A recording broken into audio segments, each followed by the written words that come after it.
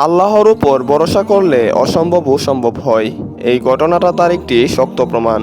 প্রিয় ইমানদার ভাই বোনেরা, কখনো কি এমন হয়েছে যে চারদিকে অন্ধকার, মনে হয়েছে আর কোনো পথ নেই? ঠিক এমন সময় একজন মুমিনের সবচেয়ে বড় শক্তি হলো আল্লাহর উপর ভরসা। আজ আমি আপনাদের কুরআনের একটি বাস্তব ঘটনা স্মরণ করে দিতে চাই। যখন মুসা আলাইসাল্লামকে নিয়ে বনি ইসরাইল ফিরাউনের হাত থেকে পালিয়ে যাচ্ছিলেন, তখন সামনে ছিল বিশাল সমুদ্র আর পিছনে ফেরাউনের শক্তিশালী বাহিনী। বনি ইসরাইল বয়ে বলে উঠল, এবার তো আমরা ধরা পড়ে গেলাম। কিন্তু দেখুন একজন আল্লাহর নবীর ঈমান কত শক্তিশালী। মুসা আলাইসাল্লাম তখন বললেন, কখনো নয়, নিশ্চয়ই আমার রব আমার সঙ্গে আছেন, তিনি অবশ্যই আমাকে পথ দেখাবেন। এরপর আল্লাহ তাআলা নির্দেশ দিলেন লাঠি দিয়ে সমুদ্রে আঘাত করতে। সঙ্গে সঙ্গে সমুদ্র দ্বিখণ্ডিত হয়ে গেল, মাঝখানে শুকনো রাস্তা তৈরি হলো।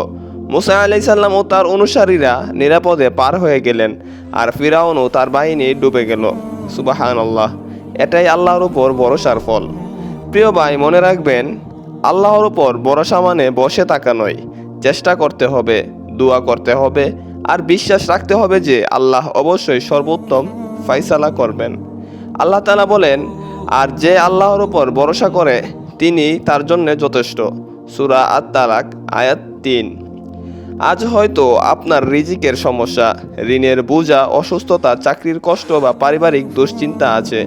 মনে রাখবেন, যিনি সমুদ্রের মাঝে রাস্তা বানাতে পারেন, তিনি আপনার সমস্যারও এমন সমাধান করতে পারেন যা আপনি কল্পনাও করেননি।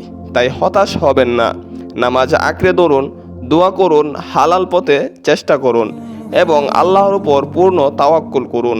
আল্লাহ আমাদের সবাইকে তার উপর সত্যিকার অর্থে ভরসা করার তৌফিক দান করুন। আমিন ইয়া রাব্বাল আলামিন। ভিডিওটি কেমন লেগেছে অবশ্যই কমেন্ট করে জানাবেন এবং যারা আমার চ্যানেলে নতুন, আমার চ্যানেলটি সাবস্ক্রাইব করে পাশে থাকবেন। আল্লাহ হাফেজ।